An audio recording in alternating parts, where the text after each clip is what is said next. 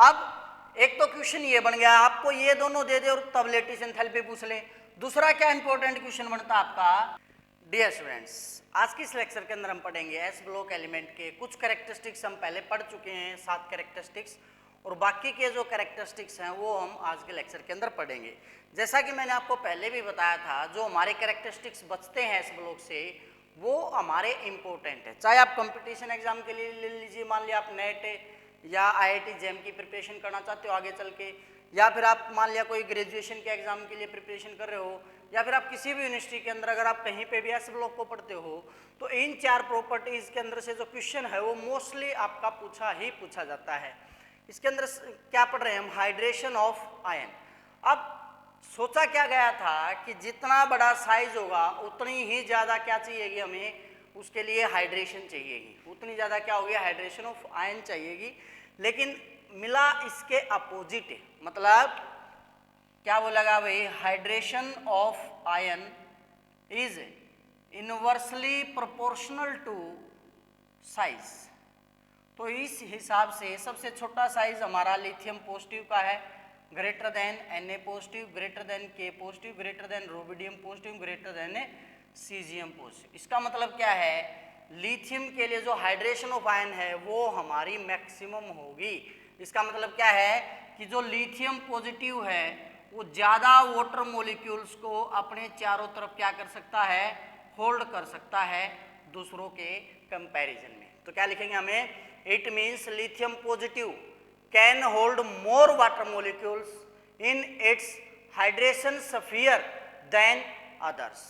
अब इस कारण से क्या होगा, जो डिग्री ऑफ हाइड्रेशन उसके अंदर क्या आ जाएगा, डिफरेंस आ जाएगा। तो क्या लिखेंगे हमें, due to this difference in degree of hydration, difference in a degree of hydration comma ionic radii of hydration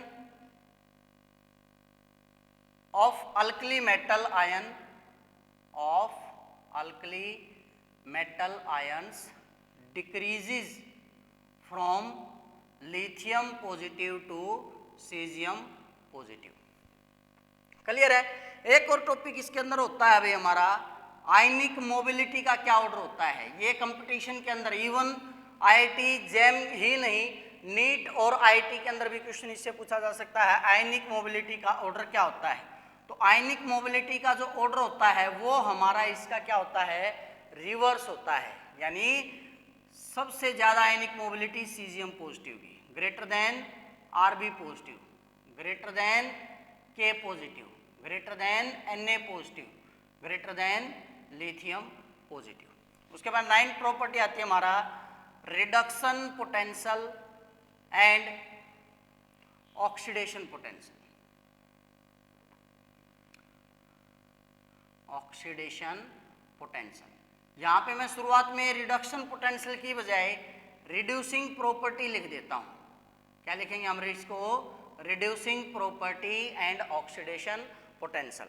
सबसे पहले तो रिड्यूसिंग प्रॉपर्टी या ऑक्सीडेशन पोटेंशियल पढ़ने से पहले हमें 2 बातों का पता होना चाहिए। एक तो हमारे रिड्यूसिंग एजेंट क्या होते हैं और एक हमारे ऑक्सीडाइजिंग एजेंट क्या होते हैं। अगर मैं बात करूँ इनको याद करने के लिए सिंपल सा एक तरीका मैंने बना रखा है। अभी आपको पता नहीं कि आप कैसे याद रखते हो, मुझे तो पता नहीं आप कैसे याद रखते हो, लेकिन मैंने एक छोटा सा बता रखा है। रिड्यूसिंग एजेंट वो होगा जिसका क्या होगा, ऑक्सीडेशन, और ऑक्सीडाइजिंग एजेंट वो होगा जिसका क्या होगा, रिडक्शन। मतलब ऑक्सीडेशन तो क्या होगा, विच लूजेज इलेक्ट्रॉन, और रिडक्शन किसका होगा, विच गेन इलेक्ट्रॉन। सिंपल सा पॉइंट है। तो क्या लिखेंगे, मान लिया ऑक्सीडाइजिंग एजेंट है, an oxidising agent is a substance which can accept electron, क्योंकि वो गेन करता है। रिड्यूसिंग एजेंट के लिए क्या लिखेंगे, ए reducing agent is a substance which can a loose electron. Clear है। जैसे मैं एक एग्जांपल ले लेता हूँ, मान लिया हम फॉर्मेशन करते हैं भाई NaCl की, किसकी फॉर्मेशन पढ़ते हैं भाई, NaCl की। तो आपको पता है NaCl की फॉर्मेशन के अंदर Na positive plus Cl negative combine होते हैं। ये जो प्रोसेस है इन दोनों का कॉम्बिनेशन का किसके ऊपर डिपेंड करता है भाई, एक क्या कर रहा है, इलेक्ट्रॉन को लूज कर रहा है, और एक क्या कर रहा है, इलेक्ट्रॉन को गेन कर रहा है। तो यहाँ पर जब NaCl की फॉर्मेशन हो रही है तो Na क्या करता है, बहुत तेजी से इलेक्ट्रॉन लूज करता है, Na readily lose electron, hence is act as a reducing agent. देखो भाई यहाँ पे क्या लिखा था मैंने, जो इलेक्ट्रॉन लूज करेगा वो क्या होगा, हमारा रिड्यूसिंग एजेंट होगा। अब हम बात करेंगे कि कौन कितना स्ट्रॉन्ग रिड्यूसिंग एजेंट होगा। आपको पता है डाउन द ग्रुप जब आते हैं साइज बढ़ता है, आयनाइजेशन एंथैल्पी घटती है, मतलब जितना बड़ा साइज होगा इलेक्ट्रॉन उतनी जल्दी लूज करेगा, यानी उतना ही ज्यादा क्या होगा हमारा उसका रिड्यूसिंग कैरेक्टर होगा। तो हम क्या लिखेंगे, tendency of an element to lose electron increases down the group। Down the group जब आते हैं तो उसके इलेक्ट्रॉन लूज करने की टेंडेंसी क्या करती है, इंक्रीज करती है, hence act as a strong reducing agent.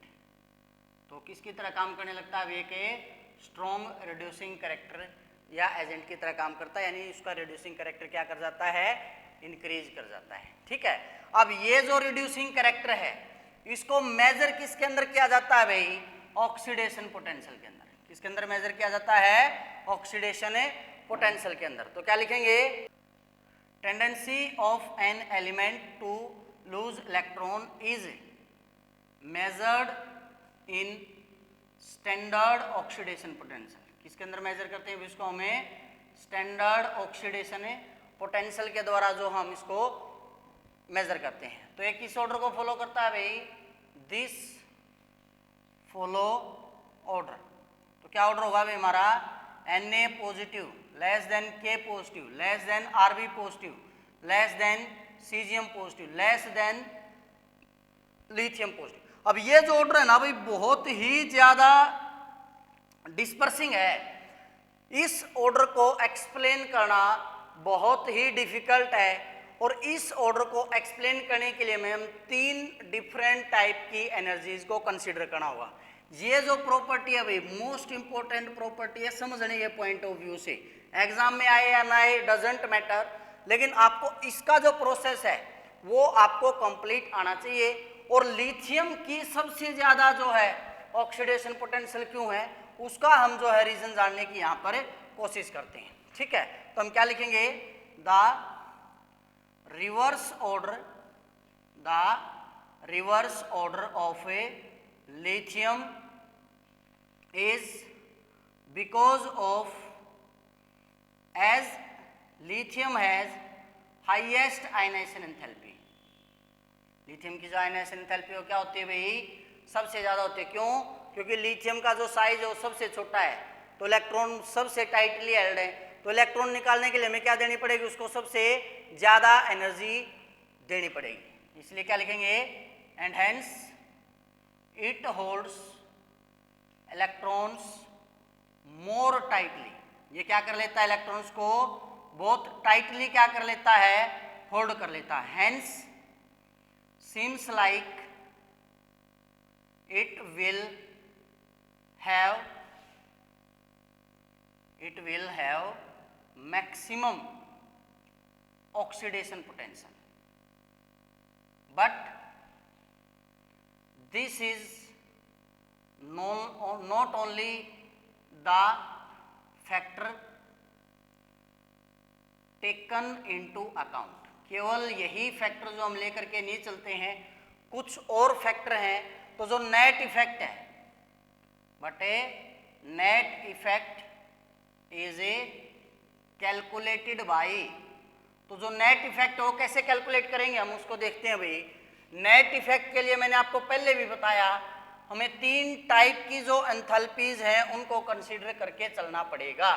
तो यहाँ पर जो नेट इफेक्ट देखेंगे हम वो कैसे देखेंगे, एनर्जी का वो कैसे निकालेंगे, delta H plus IE plus delta H hydration. अब ये क्या मैकेनिज्म है या फिर ये टर्म्स हमने क्यों लिखी है भाई, मैंने पहले एक साइकिल कराया भाई, बोर्न हैबर साइकिल। हालांकि जो बोन एबर साइकिल है वो आपका बीएससी फाइनल में आता है, लेकिन मैं आपको बोन एबर साइकिल का जो लिंक है वो आपको नीचे डिस्क्रिप्शन में दे दूंगा। अगर आप वहां से बोन एबर साइकिल को पढ़ के फिर आगे इस लेक्चर को देखोगे और फिर इसको समझोगे तो आपके लिए बहुत ज़्यादा आसान हो जाएगा।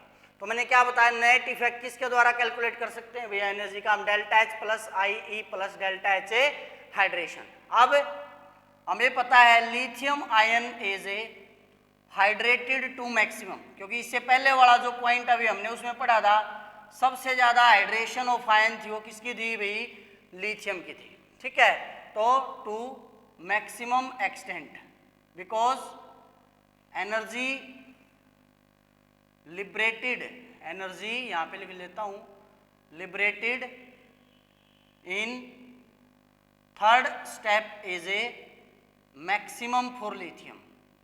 अब लिथियम के लिए कैसे मैक्सिमम होगी भाई, उसको समझते हैं। अगर हम बात करें आयनाइजेशन एंथैल्पी की, आयनाइजेशन एंथैल्पी मतलब मान लिया भाई मेटल है कोई गैसीय स्टेट के अंदर है और उससे क्या बनता है, एम पॉजिटिव गैसीय स्टेट के अंदर प्लस में क्या निकलती है, हमारा एक इलेक्ट्रॉन निकल जाता है। इसको क्या बोला जाता है, आयनाइजेशन एंथैल्पी बोलते हैं।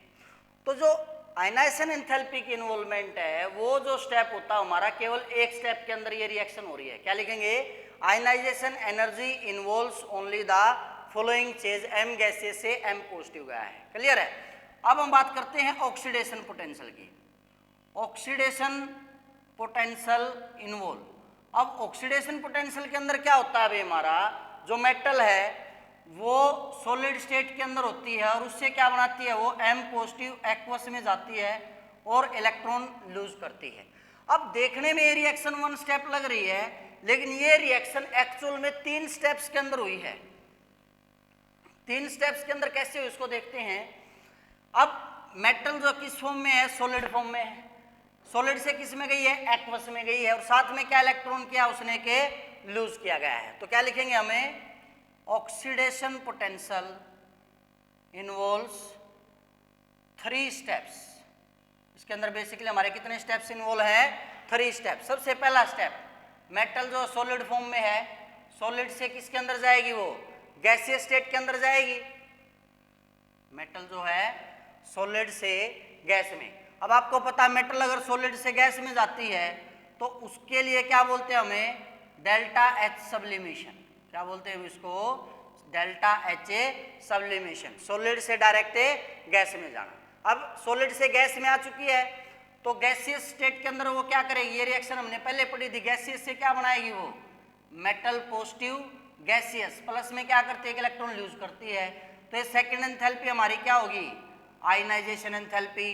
अब गैसियस से किस में आना है, एक्वस में, गैसियस से किस में आना है, एक्वस में, एम पॉजिटिव गैसियस से एम एक्वस में। तो ये क्या कहलाएगी इसकी, डेल्टा एच ए हाइड्रेशन। अब जब इन तीनों फैक्टर की बात की जाती है, delta H sublimation, ionisation enthalpy और हाइड्रेशन, तो ये तीनों फैक्टर डिसाइड करते हैं कि किसका रिड्यूसिंग प्रॉपर्टी ज्यादा होगी, किसकी कम होगी। तो देखा गया तो जो लिथियम था, लिथियम के केस में हमने पहले पढ़ा था भी कि जो हाइड्रेशन एंथैल्पी थी वो लिथियम की सबसे ज्यादा थी। इस वजह से जो है ये जो है क्या आ जाता है, हमारा जो ऑर्डर मैंने यहाँ पे लिखा था, सबसे स्ट्रॉन्गेस्ट कौन हो जाता है, लिथियम हो जाता है। तो ये ऑर्डर आपको याद होना चाहिए भी, जरूर से भी जरूर। और बोर्न एबर साइकिल अगर आप एक बार अच्छे से पढ़ लो तो आप जो है और आसान तरीके से इसको कर सकते हो। क्लियर है। इसके बाद नेक्स्ट आता है हमारा characteristic flame colouration. Characteristic flame colouration मतलब जब आप अल्कली मेटल्स को बर्न करते हो तो वो अलग अलग टाइप के कलर्स प्रोड्यूस करते हैं। इसको मैं ज़्यादा डिटेल में एक्सप्लेन नहीं करूंगा। उसका रीज़न ये किया भाई क्योंकि आउटर मोस्ट शेल के अंदर जो है इनके पास क्या है, एक इलेक्ट्रॉन है और उस इलेक्ट्रॉन को ये क्या कर देते हैं भाई, बहुत आसानी से लूज कर देते हैं। और जब इलेक्ट्रॉन एक्साइटेड स्टेट से ग्राउंड स्टेट में आता है तो किसी न किसी कलर की वेवलेंथ को एब्जॉर्ब कर लेता है और उसका कॉम्प्लीमेंट्री कलर वो शो कर देता है।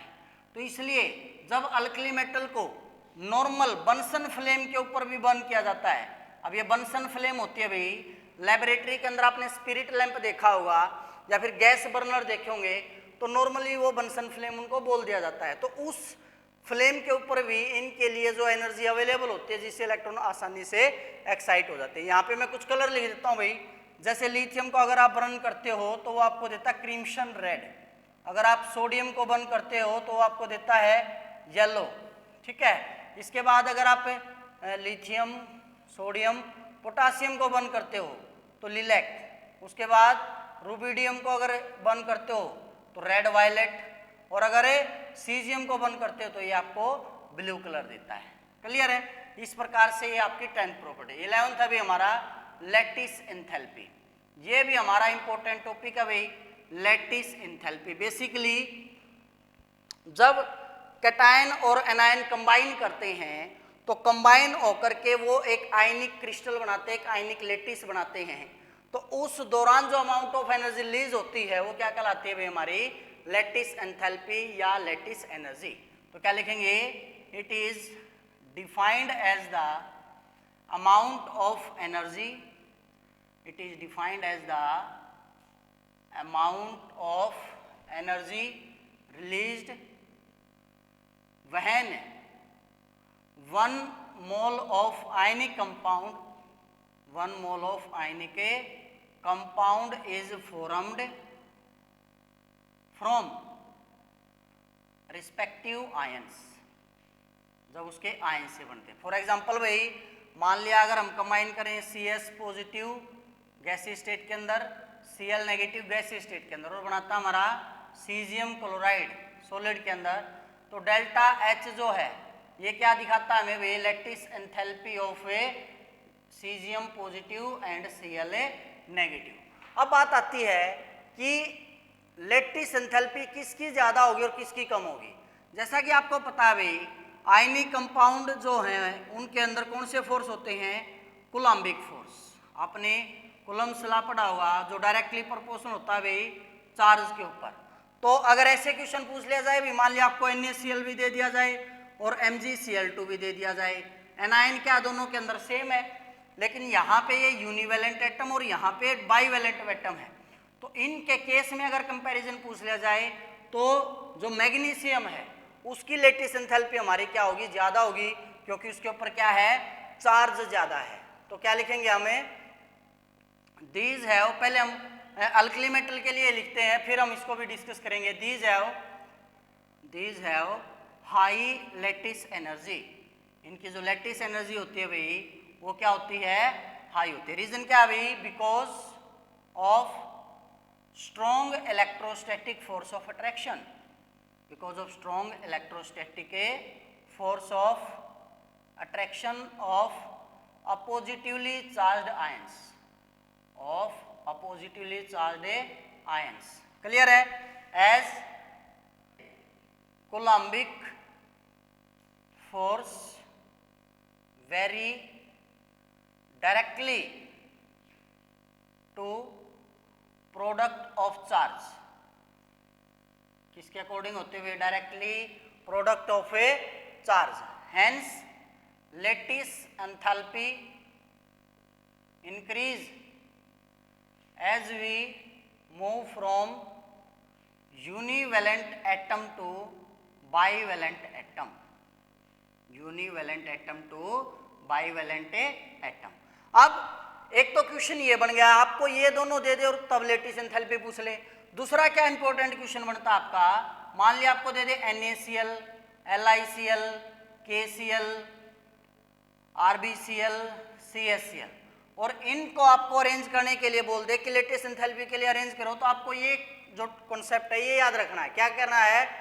For cation of same valency, for cations of A same valency, ऐसे कैटायन भी जिनकी वैलेंसी क्या हो?